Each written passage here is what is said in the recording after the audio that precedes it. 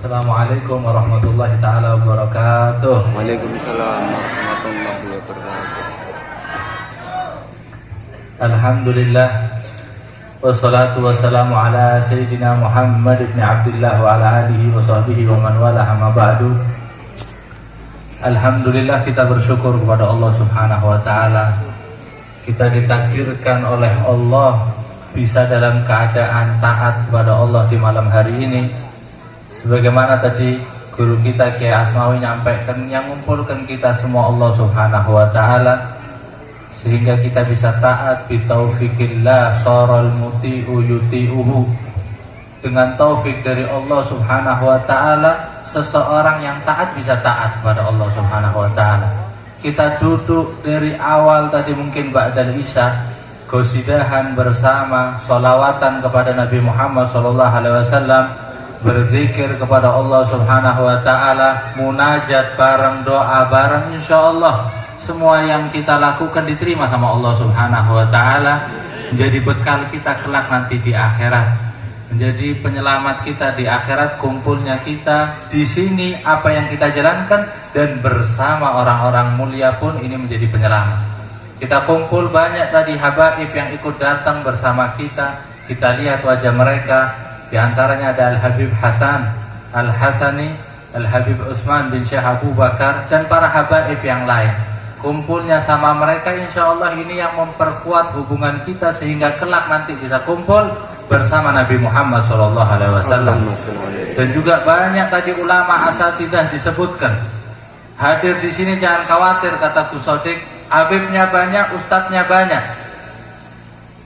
ulama banyak, dan terutama ada guru kita Abah Kiai Asmawi yang mendidik kita, ngajar kita, nuntun kita bersama putranya Gus Sodik, juga bersama tadi besannya Sohibul Bait Ustadz Nahrawi. Alhamdulillah, mereka semua nuntun kita, ngadakan kita, ngumpulkan kita dengan mengadakan acara seperti ini. Sebenarnya ngenakkan kita, tujuannya agar kita menjadi umat Nabi Muhammad yang nanti kelak bisa selamat, umat yang Nabi Muhammad yang kelak bisa tambah dekat sama Nabi Muhammad Sallallahu Alaihi Wasallam.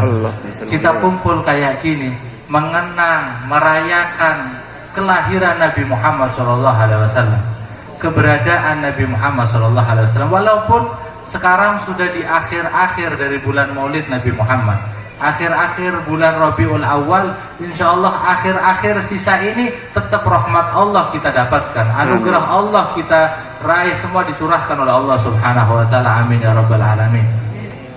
Nabi Muhammad adalah Nabi yang paling peduli terhadap kita. Maka dari itu sifat ini yang diwarisi oleh para ulama pewaris Nabi Muhammad SAW. Kepedulian terhadap umat Nabi Muhammad. Ini kalau kita mau lihat beliau dengan segala susah payahnya, perjuangannya, dalam keadaan baru sembuh dari sakitnya Kiai Asmawi, kita doakan semoga Allah sembuhkan, semoga Allah panjangkan umurnya. Amin. Dalam afiyah fi taatillah wa rasul. Mau kesini ikut hadir memberikan nasihat, doa kepada kita. Karena apa? Karena peduli terhadap kita umat Nabi Muhammad SAW. Ini warisan dari sumbernya, yaitu Nabi Muhammad SAW. Para habaib, para ulama punya kecintaan terhadap umat muslim, umat Nabi Muhammad, yang mungkin kita tidak kepikiran. Itu semua mereka pelajari dari Nabi Muhammad, mereka warisi dari Nabi Muhammad SAW. Allah berfirman tentang sifat Nabi Muhammad SAW, qad ja'akum rasulun min anfusikum azizun alaihi ma'anittum harisun alaikum bil mu'minina raufur rahim, kata Allah subhanahu wa ta'ala. Datang kepada kalian. Siapa kalian yang dimaksud dalam Al-Quran? Qad ja'akum, datang kepada kalian. Siapa yang dimaksud kalian? Apakah hanya khusus orang beriman? Bahkan tidak. Al-Imam Ghadiyat dalam kitabnya Syifa fi Huquqil Mustafa itu menjelaskan yang dimaksud kalian dari ayat ini adalah orang-orang kafir Quraisy Mekah. datang kepada kalian, kata Allah Subhanahu wa taala, min anfusikum, dari golongan kalian, dari jenis kalian, dari diri kalian. Kafir Quraisy Mekah, Nabi Muhammad datang, golongan orang Quraisy Nabi Muhammad, bahkan keluarga mereka, ngajak mereka untuk kembali kepada Allah, ngajak mereka untuk kembali bertauhid, beriman kepada Allah Subhanahu wa taala. Nabi Muhammad, Allah datangkan kepada mereka. Ini orang kafir yang dapat khitab dari Allah Subhanahu wa taala. Orang-orang kafir Quraisy yang hidupnya berpuluh-puluh tahun mereka ganggu Nabi Muhammad sallallahu alaihi wasallam. Yang hidupnya mereka berpuluh-puluh tahun menganiaya Nabi Muhammad sallallahu alaihi wasallam. Itu kata Allah, sifat Nabi Muhammad, akhlak Nabi Muhammad, kita tahu yang paling mulia akhlak Nabi Muhammad.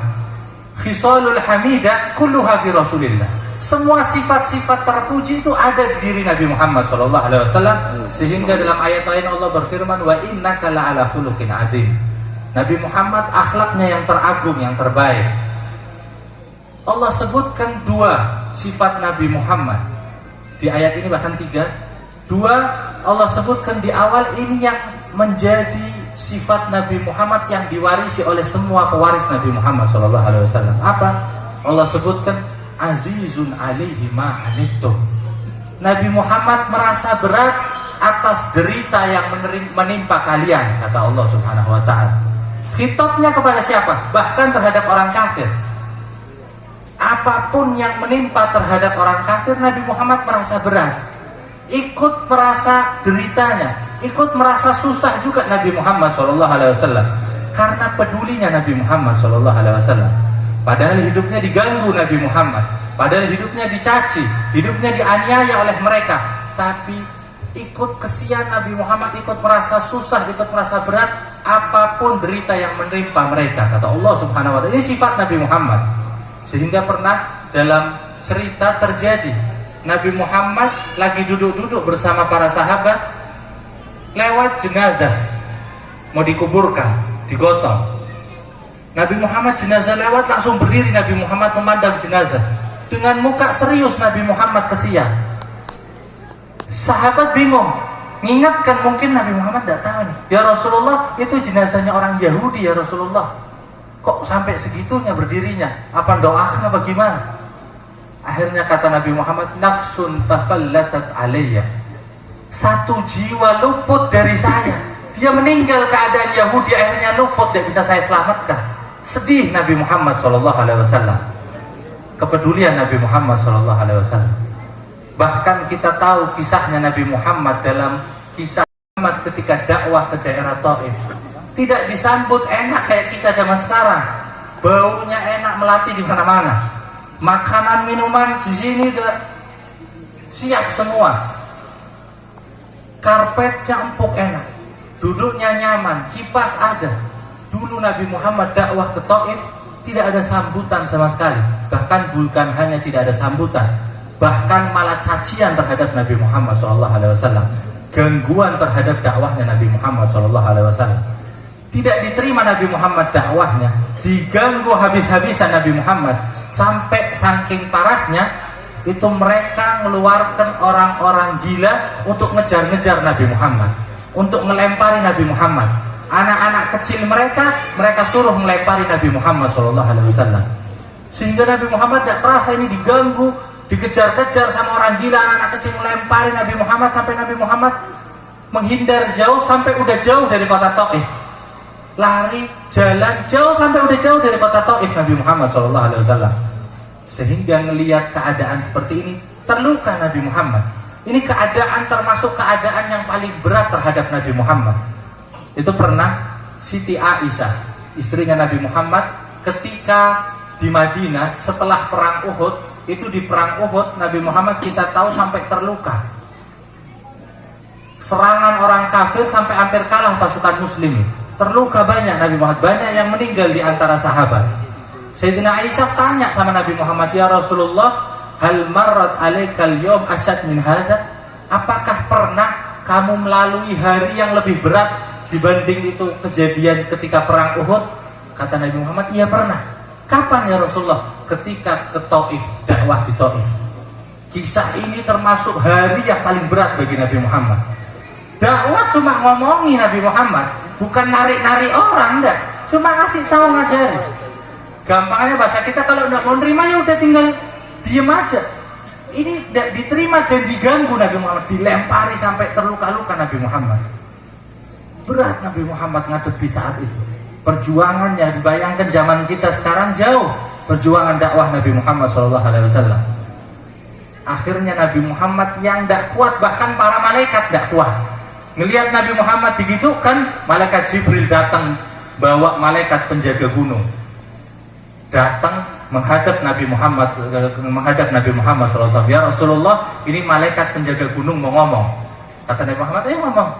Kata malaikat, ya Rasulullah, kalau kamu izinkan, ini gunung saya himpitkan ke mereka. Saya angkat, saya lemparkan ke atas kepala mereka biar mereka binasa semua. Percuma ya Rasulullah kamu mendakwahi orang-orang kayak gitu, tidak bakal ada yang beriman walaupun satu. Katanya malaikat ini, udah keterlaluan ini, tidak bakal ada yang beriman. Kata Rasulullah, kalaupun mereka tidak ada yang bakal beriman, saya berharap keturunan mereka ada yang beriman. Gimana kepedulian Nabi Muhammad SAW? Kalaupun mereka memang udah tidak bisa diharapkan untuk beriman, keturunannya saya harapkan beriman. Jangan kamu binasakan mereka, jangan dihancurkan mereka. Bahkan dikasih alasan sama Nabi Muhammad, didoakan langsung sama Nabi Muhammad, Allahumma hdi qaumi fa innahum la ya'lamun. Ya Allah, beri hidayah kaumku. Ini hebatnya nih di sini. Mungkin kita biasa dengarnya, cuma kalau kita mau lebih detail teliti lagi, itu orang yang melempari Nabi Muhammad disebut oleh Nabi Muhammad, Allah berikan hidayah terhadap kaumku, kata Nabi Muhammad SAW. Padahal dia yang nyakiti Nabi Muhammad. Dikasihkan alasannya sama Nabi Muhammad, ya Allah, dia kayak gitu fa innahum la ya'lamun. Karena mereka tidak kenal, tidak tahu. Karena mereka belum belajar. Jadi seperti itu. Alasannya dibawakan oleh Nabi Muhammad SAW. Tetap diharapkan keselamatan mereka. Ini kepedulian Nabi Muhammad SAW terhadap mereka, bahkan orang-orang kafir yang mengganggu Nabi Muhammad. Sehingga Allah sebutkan sifat ini dalam diri Nabi Muhammad, azizun alaihi ma'anittum. Nabi Muhammad ikut kepikiran kalau derita menimpa umatnya Nabi Muhammad SAW. Dan setelahnya Allah sebutkan harisun alaikum, sangat peduli terhadap kalian.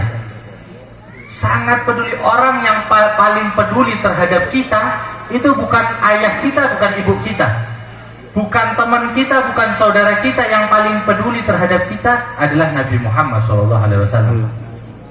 Karena mungkin ayah, orang tua peduli sama kita, kita kepingin anaknya enak, dikasih makan, kasih baju, dikasih rumah, kasih kendaraan.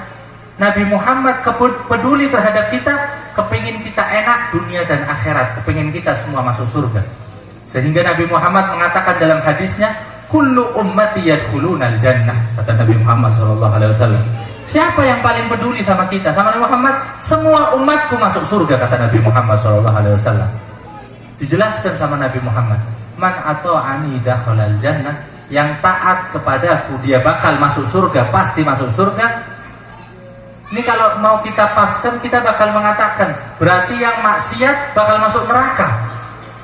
Cuma Nabi Muhammad saking pedulinya terhadap umatnya, tidak tega mau ngomong umatnya masuk neraka. Bakal masih diharapkan nanti bakal ditolong sama Nabi Muhammad walaupun tidak taat. Sehingga Nabi Muhammad mengatakan, man asani, yang bermaksiat kepadaku, yang tidak mau taat kepada Nabi Muhammad, yang mengingkari Nabi Muhammad, faqad aba, berarti dia tidak mau. Dia tidak mau. Tapi usaha Nabi Muhammad, lihat dalam hadis lain Nabi Muhammad mengatakan, syafaati li ahlil kabairi li ummin ummati. Syafaatku bahkan untuk pendosa-pendosa besar dari umatku. Jadi walaupun sudah bermaksiat kepada Nabi Muhammad, tidak taat, masih diharapkan mau ditolong sama Nabi Muhammad SAW. Harisun alaikum, kata Allah Subhanahu Wa Taala. Ini sifat Nabi Muhammad SAW. Kepeduliannya Nabi Muhammad SAW. Dan setelahnya Allah sebutkan bil mu'minina raufur rahim. Dengan orang-orang mukmin, Nabi Muhammad sangat lembut, pengasih dan penyayang Nabi Muhammad SAW. Inilah sifatnya Nabi Muhammad SAW, akhlaknya Nabi Muhammad SAW. Kita lihat kehidupan Nabi Muhammad yang sangat peduli terhadap keselamatan umatnya, keselamatan manusia, agar semua mereka umat manusia kelak nasibnya masuk surganya Allah Subhanahu wa Ta'ala. Bahkan kita lihat kisah Nabi Muhammad dengan orang tua. Itu disebutkan dalam sejarah, ada orang tua yang buta, tidak bisa ngapa-ngapain, hidupnya cuma duduk di pasar, tidak tahu kanan, tidak tahu kiri, dia tidak ngerti apa-apa, buta, tua, tidak punya keluarga, dah duduk tok di pasar, berharap ada orang ngasih makanan dia makan, minuman dia minum. Wis kayak gitu tok hidupnya. Itu dia dikompori sama orang-orang tentang cerita. Setiap hari akhirnya wiritannya, qomat hamidnya itu mencaci Nabi Muhammad SAW. Padahal Nabi Muhammad ternyata adalah orang yang paling memperhatikan itu orang tua tersebut. Itu Nabi Muhammad setiap hari membawakan makanan untuk orang tua tersebut. Orang tua udah tidak tahu, udah sepuh, tidak bisa apa-apa. Bahkan Nabi Muhammad sendiri yang menyuapkan makanan tersebut ke mulut orang tua tersebut. Dibawa sama Nabi Muhammad kurmanya dibersihi dulu, bijinya dibuang dulu, dilembutkan dulu oleh Nabi Muhammad SAW, biar ini orang tua gampang makannya, nanti sampai disuapi sama Nabi Muhammad. Setiap hari makannya ditanggung oleh Nabi Muhammad, disuapi oleh Nabi Muhammad. Dan setiap hari Nabi Muhammad datang, ini orang tua langsung mencaci Nabi Muhammad di depan Nabi Muhammad SAW. Dia tidak ngerti kalau yang dulang Nabi Muhammad. Habis-habisan dia caci Nabi Muhammad. Tiap hari tetap Nabi Muhammad. Tidak pernah Nabi Muhammad, ini sudah saya kasih makan kok masih saya yang dicaci. Ini sudah saya kasih makan, tidak mau beriman sama saya. Tetap Nabi Muhammad, akhlak Nabi Muhammad. Pengaruhnya sampai mana nih akhlak? Setelah wafatnya Nabi Muhammad, dilanjutkan khalifah oleh Sayyidina Abu Bakar As-Siddiq. Sayyidina Abu Bakar As-Siddiq datang ke putrinya Siti Aisyah yang istrinya Nabi Muhammad SAW. Tanya sama Siti Aisyah, wahai putriku Aisyah, saya sekarang melanjutkan sebagai khalifahnya Nabi Muhammad. Saya kepingin menjalankan semua yang dilakukan oleh Nabi Muhammad. Ceritakan kepada saya apa saja yang biasa dilakukan oleh Nabi Muhammad. Ceritakan, kau udah melakukan semua, wahai Sayyidina Abu Bakar. Cuma mungkin satu, itu setiap hari Rasulullah bawa kurma yang diantarkan ke pasar, ada orang tua di situ Yahudi. Dia tidak buta, tidak punya apa-apa, makannya selalu dikasih sama Nabi Muhammad SAW. Kata Sayyidina Abu Bakar Siddiq, kalau begitu saya lanjutkan kebiasaan Nabi Muhammad. Sayyidina Abu Bakar Siddiq langsung bawa kurma, cari di pasar ciri-cirinya, oh ini benar. Akhirnya disamperi sama Sayyidina Abu Bakar Siddiq, dikasih itu makanan. Orang tua ini nyangkanya yang datang adalah yang biasa ngasih dia makan. Diterima makanannya, tumben nih kok tidak disuapi, dimakan kok ada bijinya, masih belum dilembutkan, masih kasar. Sampai ini orang tua ngamuk, ini bukan orang yang biasa ini. Kata Sayyidina Abu Bakar, ya memang saya bukan yang biasa. Yang biasa datang ke sini Nabi Muhammad SAW. Orang tuanya tambah kaget, Nabi Muhammad siapa? Nabi Muhammad yang datang setiap hari. Nabi Muhammad, iya, Nabi Muhammad telah wafat, saya kirimkan. Saya tahu Nabi Muhammad telah wafat, kata orang tua tersebut. Dengar beritanya di kota Madinah, semua tahu ketika wafatnya Nabi Muhammad. Cuma kan tidak tahu kalau yang nyuapi ternyata Nabi Muhammad. Setiap berapa hari tidak datang. Orang tuanya langsung sedih. Nah, setiap hari saya caci maki itu Nabi Muhammad SAW. Bahkan Sayyidina Abu Bakar Siddiq ketika baru datang ngasihkan makanan, langsung dengar cacian dari orang tua tersebut kepada Nabi Muhammad. Sampai Sayyidina Abu Bakar Siddiq heran, ini yang setiap hari ngantarkan makanan kepadamu Nabi Muhammad, kok kamu caci maki Nabi Muhammad SAW? Tersentuh orang tersebut berkat akhlaknya Nabi Muhammad SAW. Akhlak-akhlak seperti ini mungkin gampang, mungkin ringan, sehingga Habib Ali mengatakan akhlaknya Nabi Muhammad khuluquhu sahal. Akhlaknya itu gampang, enak Nabi Muhammad SAW. kumpul sama orang tua ya nyampur enak, sama anak-anak ya guyonan bareng enak, sama orang Badui, orang-orang gunung yang gayanya semaunya sendiri Nabi Muhammad ya nyampur enak, sama orang-orang serius ya Nabi Muhammad khuluquhu sahal. Nabi Muhammad SAW ini yang diwarisi oleh para ulama, yang dicontohkan duduknya mereka, perhatiannya mereka. Kita minta doa sama mereka, padahal kita tahu semua umat nih murid-muridnya mesti datang kalau ke Kiai Asmawi, ke guru-gurunya cerita masalah terus. Padahal kan walaupun ustadz tetap banyak masalah juga hidupnya, tapi suruh dengarkan masalahnya orang-orang, suruh doakan, suruh ngasih solusi, itu karena rahmatnya mereka, akhlaknya mereka. Bahkan pernah, itu sebagai contoh, kisahnya Al-Habib Mundir bin Fuad Al-Musawa. Habib Mundir, mungkin banyak yang tahu Majelis Rasulullah Jakarta tuh, pendirinya Habib Mundir. Habib Mundir itu pernah pengen bikin majelis di satu daerah. Ketika dikirim panitia untuk bikin majelis itu, izin segala macam, preman daerah situ menolak. Tidak boleh ada majelis di sini tidak pernah ada majelis, bukan tempat majelis ini, ditolak sama premannya. Akhirnya panitia bingung nih gimana, yang nolak bukan RT RW-nya lagi, bukan lurahnya, bukan desanya, preman di situ, macam-macam premannya nantang. Akhirnya disampaikan ke Habib Mundir. Kata Habib Mundir, biarkan saya nanti datang ke dia, kata Habib Mundir. Akhirnya diantarkan, minta antarkan Habib Mundir.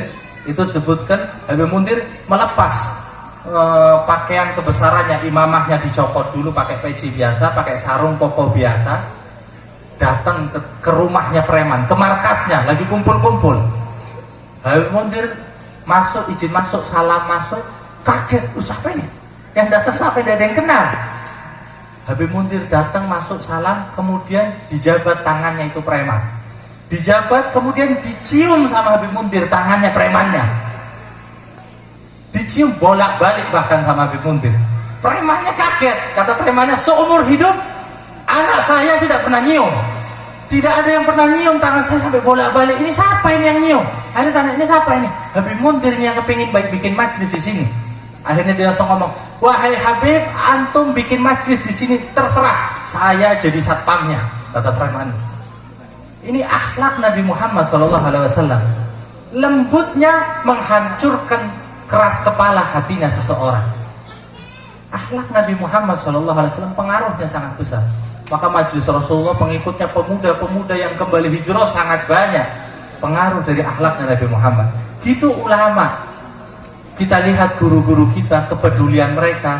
Mungkin mereka ada masalah, kita datang curhat, mereka masih senyum sama kita, masih mau doakan kita, masih ngadepi kita, masih mau datang dengan segala apanya untuk kita. Itu akhlaknya para ulama mewarisi Nabi Muhammad SAW. Maka kita kumpul di sini mengenang Nabi Muhammad SAW, memperingati, merayakan hari lahir Nabi Muhammad. Ini udah kayak kewajiban bagi kita, karena Nabi Muhammad yang paling peduli terhadap kita.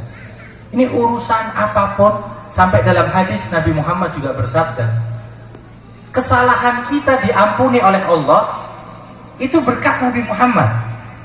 Itu dalam hadis Nabi Muhammad mengatakan, innallaha tajawaza li an ummati al-khata' wa nisyan. Apa kata Nabi Muhammad? Sesungguhnya Allah mengampunkan karena aku, kata Nabi Muhammad, karena aku terhadap umatku. Tajawazali, karena Nabi Muhammad, sebab Nabi Muhammad apa yang diampuni? Al-khata' wa nisyan, yang tidak sengaja, yang lupa, itu dimaafkan oleh Allah, tidak dianggap perbuatan salah. Makanya perbuatan salah kalau tidak sengaja, buka puasa, siang hari makan bulan puasa, lupa, tidak sengaja, tidak masalah, puasanya tetap sah, berkat Nabi Muhammad SAW. Bahkan nanti di akhirat kita selamat dari azab di dunia dan di akhirat, itu berkat SAW. Wa ma kana Allahu liyu'adzibahum wa anta fihim. Ketika ada Nabi Muhammad, selamat dari azabnya Allah Subhanahu wa taala. Bahkan mungkin terakhir, sakaratul maut yang dirasakan setiap manusia yang mau meninggal, itu pun jadi ringan berkat Nabi Muhammad SAW. Itu disebutkan ketika sakaratul maut, wafatnya Nabi Muhammad SAW, hendak dicabut rohnya Nabi Muhammad SAW, sakit sakaratul maut. Nabi Muhammad dalam riwayat disebutkan merintih kesakitan. Sampai tanya, ya wahai malaikat Israel, ginikah cara yang paling ringan, yang paling enak? Sakit, Nabi Muhammad merasakan sakit. Sampai dalam riwayat disebutkan Nabi Muhammad saya mengatakan, dicabut roh Nabi Muhammad merasakan sakit. Ketika merasakan sakit tersebut, apa yang dikatakan oleh Nabi Muhammad? Ya wahai Allah, kalau memang sakitnya orang yang mau meninggal seperti ini, maka beratkan rasa sakit terhadapku agar meringankan rasa sakitnya umatku ketika sakaratul maut. Jadi semua umatnya Nabi Muhammad itu sakaratul mautnya menjadi ringan berkat Nabi Muhammad SAW. Tagil alayya wa khaffif ala ummati, kata Nabi Muhammad SAW. Semua kita hidup berkat Nabi Muhammad SAW. Kenikmatan yang kita rasakan berkat Nabi Muhammad, hidupnya kita berkat Nabi Muhammad, nyamannya kita dalam menjalankan kehidupan berkat Nabi Muhammad. Bahkan di akhirat kita umat Nabi Muhammad yang paling dimuliakan oleh Allah, sehingga menjadi umat yang pertama kali masuk berkat Nabi Muhammad SAW. Maka sepantasnya bagi kita agar kita lebih mengenal Nabi Muhammad, agar anak-anak kita lebih mengenal Nabi Muhammad SAW. Istri kita, saudara kita, kakak, adik, semua yang di rumah kita yang paling dikenal adalah Allah dan Nabi Muhammad SAW. Tidak artis, tidak pemain bola, tidak orang kafir siapapun. Kenalkan anak kita terhadap Nabi Muhammad SAW. Ajak kepada para ulama, guru-guru kita, kepada para habaib, merekalah perantara kita, wasilah kita untuk bisa lebih kenal terhadap Nabi Muhammad.